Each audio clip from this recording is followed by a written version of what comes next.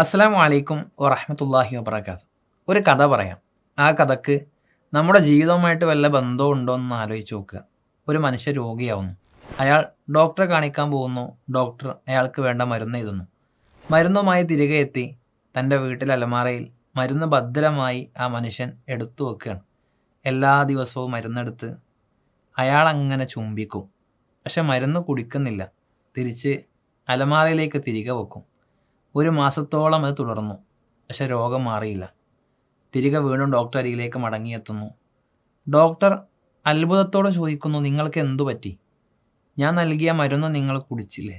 അപ്പം അയാൾ തിരികെ മറുപടി കൊടുത്തു, കുടിച്ചില്ല. എന്നും മരുന്ന് കയ്യിലെടുക്കാറുണ്ട്, ചുംബനം കൊടുക്കാറുണ്ട്. ഡോക്ടർ അയാളെ ശകാരിക്കുന്നു, ചീത്ത പറയുന്നു, കുറ്റപ്പെടുത്തുന്നു.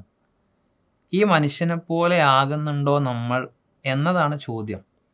നമ്മുടെ ജീവിതത്തിൽ, നമ്മുടെ മാനസികമോ ശാരീരികമോ ജീവിതത്തിൽ നാം നേരിടുന്ന വെല്ലുവിളികൾക്കുള്ള ഉത്തരങ്ങളോ എല്ലാം അടങ്ങിയ ഹാദാ ബസ്വാഇറുൽ ഇന്നാസ്, ജനങ്ങളെ കണ്ണു തുറപ്പിക്കുന്ന ഗ്രന്ഥമായ ഹുദൻ, സന്മാർഗമായ, റഹ്മത്തുൻ, കാരുണ്യമായ, ഷിഫാവുൻ, ശമനമായ, റഹ്മത്തുൻ, കാരുണ്യമായ വിശുദ്ധ ഖുർആൻ നമ്മൾ എടുത്തു നോക്കാറുണ്ടോ?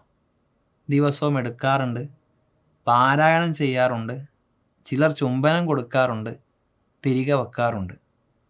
പക്ഷെ അതിൻ്റെ അർത്ഥതലങ്ങളിലേക്ക് നമ്മൾ കടന്നു പോകാറുണ്ടോ എന്നത് വലിയ ചോദ്യമാണ്.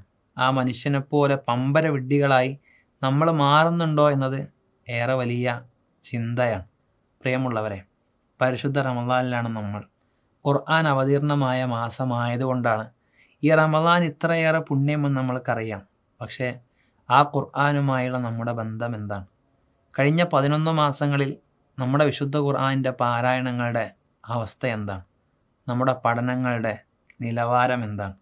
എത്ര ഹിഫ്ളുണ്ട് നമ്മൾക്ക്? എത്ര സൂറത്തുകളുടെ ആശയ തലങ്ങളെക്കുറിച്ച് നമ്മൾക്കറിയാം? 1000 പേജുള്ള നോവലുകൾ ഒരാഴ്ച കൊണ്ട് വായിച്ചു തീർക്കുന്ന മനുഷ്യരെ നമ്മൾ കണ്ടിട്ടുണ്ട്.